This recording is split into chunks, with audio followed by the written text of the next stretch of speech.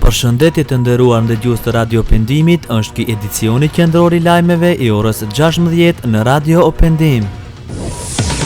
Veçojmë titujt kryesor të këtij edicioni të lajmeve. Thaçi e Daçiç takohen të martën. Regjimi sirian vret 635 persona.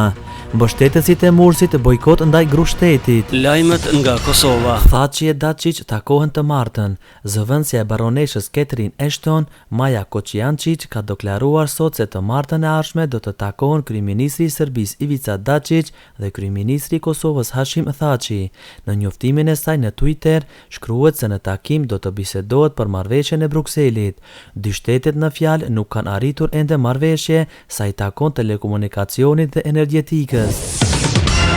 Bllokohet ndërtesa e qarkut të Kosovës në Graçanic. Rreth 70 ish punëtor të ndërmarrjeve që me muaj nuk marrin pagën minimale nga shteti i Serbisë, sot e kanë bllokuar ndërtesën e të ashoquajtit qark i Kosovës në Graçanic, njoftojnë medie nga Beogradi. Ata kanë njoftuar se ndërtesën do ta mbajnë të bllokuar derisa të plotësohen kërkesat e tyre të bëhen kompenzimi i pagave. Kur do të largohet EULEX-i nga Kosova? Qeveria e Kosovës në fillim të shtatorit do të dërgojë në Kuvend strategjinë e tranzicionit që parasheh përfundimin e mandatit të misionit EULEX. Ky mision nuk dëshiron të lë pas institucionet e dobëta.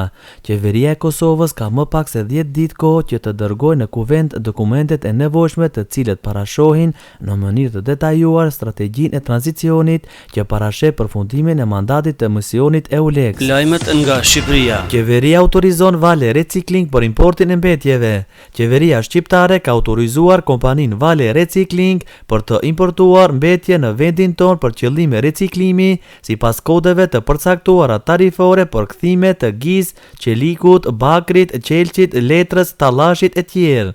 Sipas vendimit të botuar në fletorën zyrtare, sasia e mbetjeve që importohet sipas kodeve të referuara në pikën 1 të këtij vendimi është 2000 ton në vit. Mbetjet importohen nga shteti i Italis.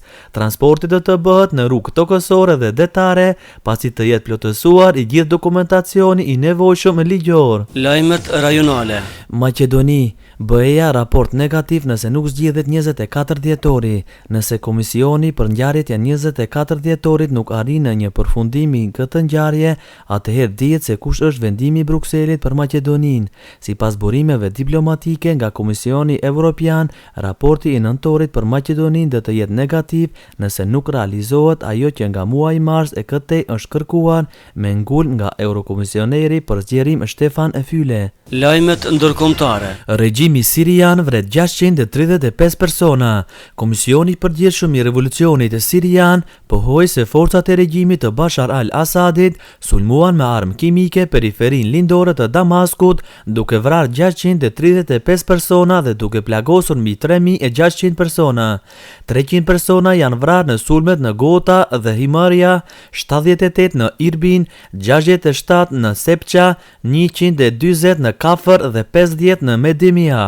Grupet për të drejtat e njeriut që monitorojnë situatën në Siri përshkruan sulmet si një masakër dhe shprehen shqetësimin mbi numrin e viktimave në spitalet fushore për shkak të mungesës së furnizimeve mjekësore. Është përdorur gazi sarin. Khalid Mahmud, një mjek sirian, i tha agjencisë Anadolu, disa njerëz në rajonin ishin prekur nga gazi sarin.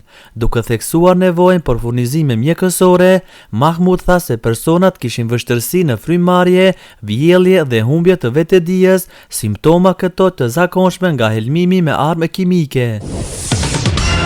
Mbështetësit e Mursit bojkot ndaj krushtetit. Koalicioni i partive islamiste dhe figurave mbështetëse të presidentit egjiptian Muhammed Mursi u bën thirrje të gjithë egjiptasëve që të bojkotojnë të gjitha bizneset dhe produktet të cilat mbështeten direkt apo indirekt largimin e presidentit Muhammed Mursi. Kjo është një lëvizje që ata e konsiderojnë si një bojkot të krushtetit ushtarak. Alianca Kombëtare për mbrojtjen e legjimitetit u bëri thirrje qytetarëve të përdorin armët e bojkotit kundër kundër mediave, biznismenëve dhe produkteve që mbështeten grushtetin ushtarak, tha koalicioni pro Mursi në një deklarat.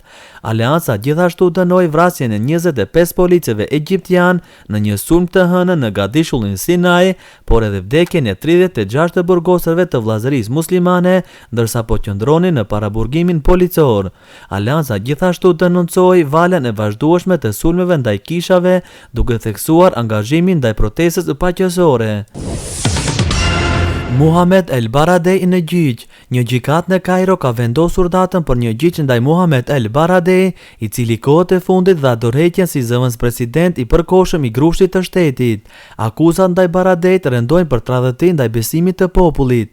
El Baradei dha dorëheqjen e tij 2 orë pasi forcat e sigurisë brutalisht shpërndan protestat në mbështetje të presidentit Muhamet Mursi, duke vrarë mijëra njerëz. Parashikimi i motit. Të nderuar ndëgjues, sipas meteorologëve, koha në kryeqytetin kosovar Prishtinën është 27 gradë Celsius me vrenësira me diell, Tirana ka 33 gradë Celsius me vrenësira me diell, ndërsa Shkupi ka 32 gradë Celsius gjithashtu me vrenësira me diell.